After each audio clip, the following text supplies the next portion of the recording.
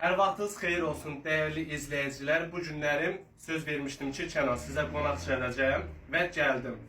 Dəyərli dostlar, bax gedirsiniz, bəzi lazımsız, özünü cəmiyyətdə apara bilməyən insanlara jeton atırsınız, hədiyyə atırsınız.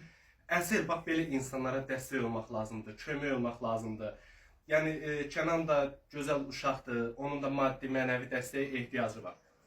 Həm bu dünyada savab qazanmış olarsınız, həm də o dünyada inşallah Allah axirətinizi verər. Allah canınızı sağ eləsin. Kənana dəstək olan insanlar var, hədiyyə atan insanlar var. Ona bu gündə dəstək olanları Allah qorusun. Kənan, sevindinmi gəldiyimizə? İndi mən danışım. Ay dostlar, bu qardaşımız yaxşıdır. Sultan Əskər. Sabah gətirir. O elə gözəl söz dedi ki, mən də sevinmişəm. Allah onu kömək olsun. Allah ona dəyməsin.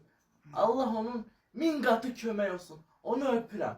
Çox sağ ol. Canım Allah Sultan kömək yanında olsun. əlimi öpdüğünü sultan öpdü. Çox sağ ol. O Allah mənim köməyin olsun. canımdır. Sağ ol, çox sağ ol.